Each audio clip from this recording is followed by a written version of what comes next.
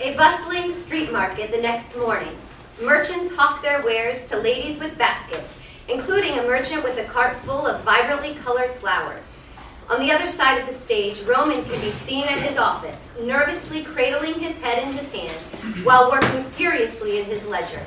At the market, Katya and Oleksander enter together. It's been so long since I've been here. Everything seems smaller, doesn't it? Huh.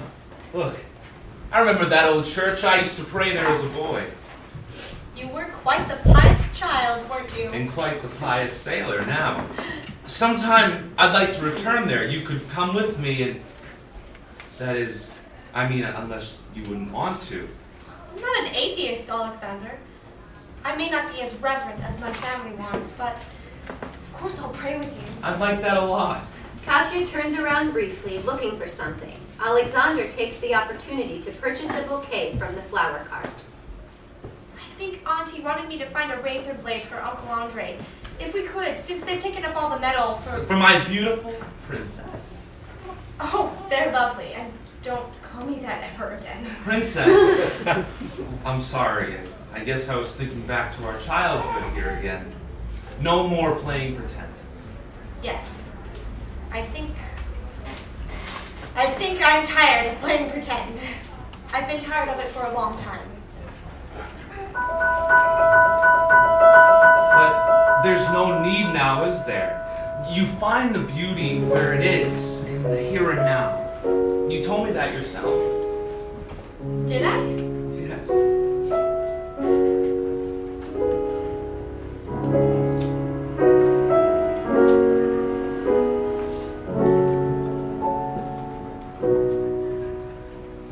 Seeing what you see, though it seems to hide, there's a joy inside, simple, true, and free.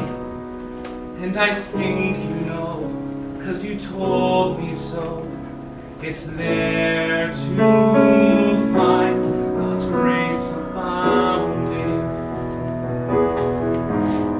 Sure, things can get you blue, sure, life is tough, but when you're dancing, you can't live enough. Let your spirit go soaring wild, breathless laugh of a running child. Laugh until I'm on the floor, don't know what I'm laughing for. Well, I found that grace abounding. He offers Katya his hand. She takes it, and together they run off. Roman is joined by a red guard and a haggard and beaten prisoner.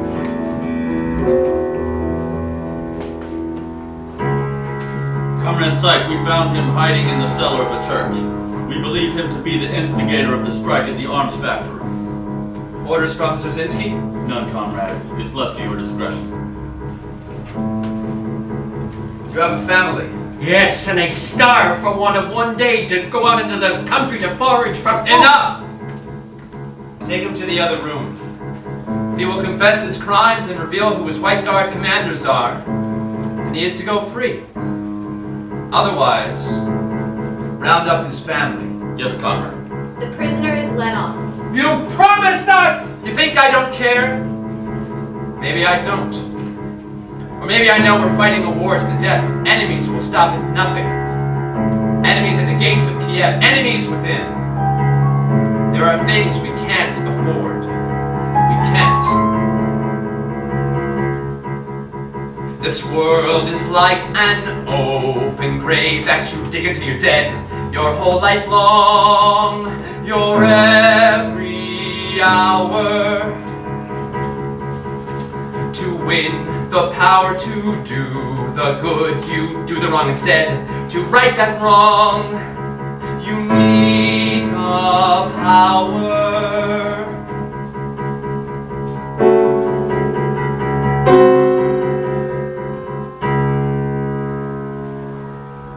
But I know if we will run through the night, never tired, we can break through to the light. So I will keep up the fight.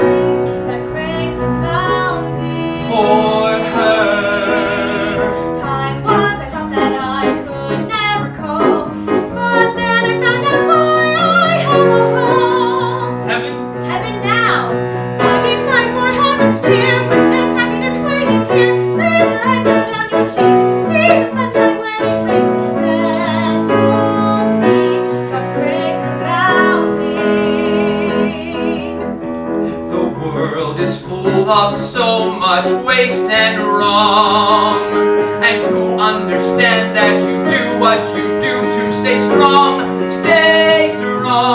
but I know if we will watch through the night never tire, we can break through the light, so I will keep up the fight for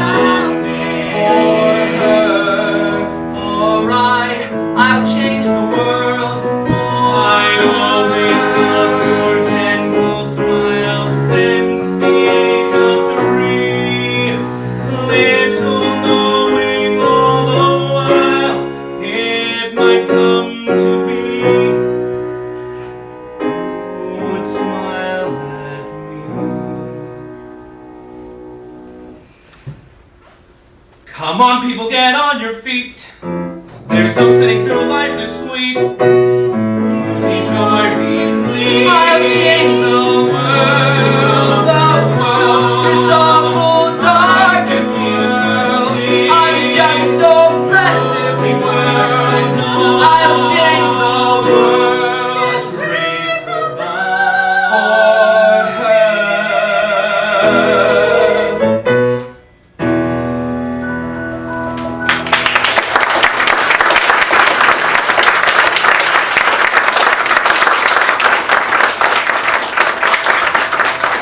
Oleksander bows graciously to Katya and kisses her hand, turning to leave. As he does, Katya looks back at him, wondering.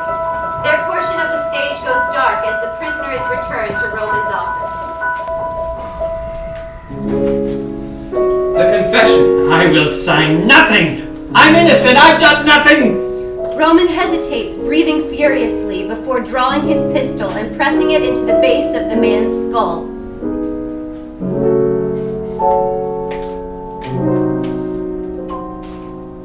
I didn't ask.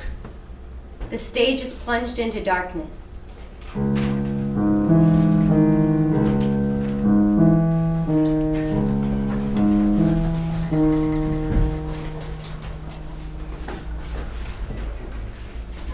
Ten-minute intermission?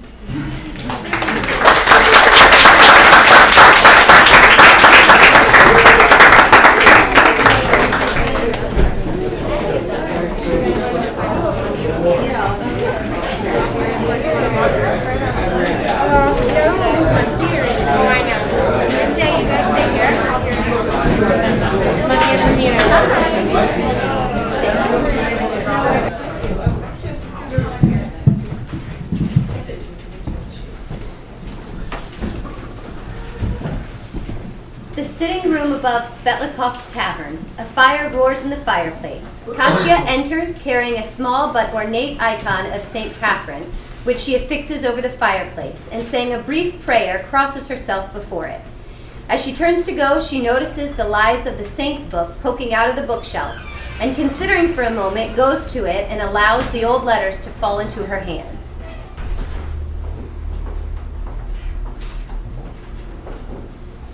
I know what you'd say. Katya, you're far too clever to be praying to some saint, much too discerning to fall prey to ignorant superstitions. Oh, Roman, I never doubted like you did. Not really. I suppose I pretended with you so you wouldn't be angry with me. She sits and goes through the letters again.